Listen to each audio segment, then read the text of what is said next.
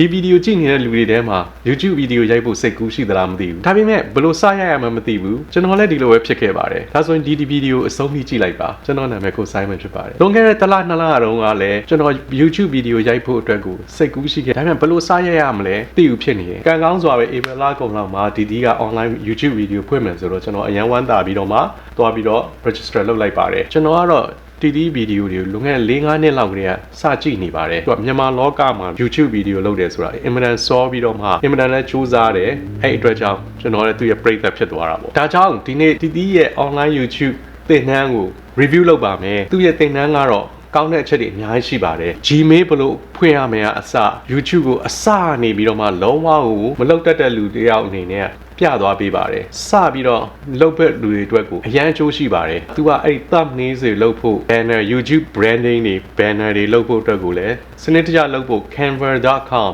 ဆိုတဲ့ website မှာ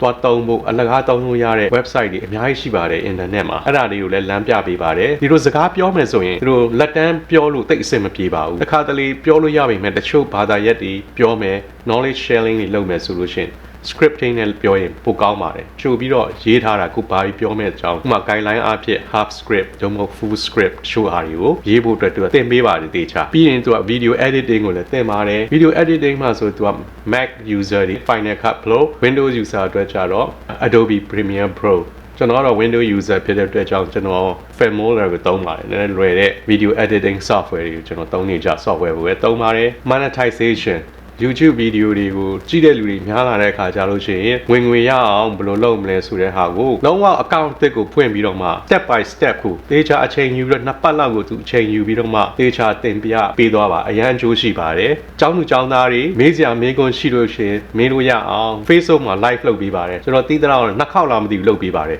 နောက်ဆုံးတစ်ခါတော့ the Zoom meeting နဲ့လုပ်ပါတယ်နှစ်လနီးပါးလောက်တင်တန်းတက်လိုက်ရပါတယ်အစ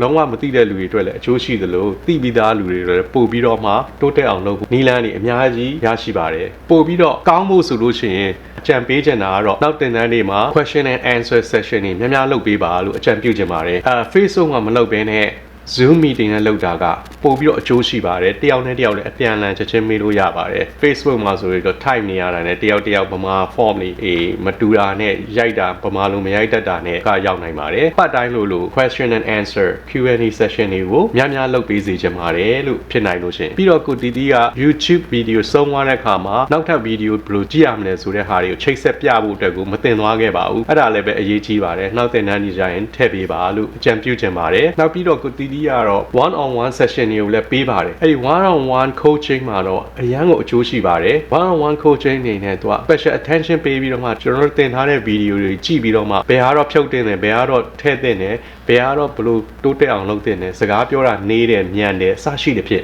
ဒီအကြောင်းချက်လက်တွေကိုထောက်ပြပြီးတော့မှ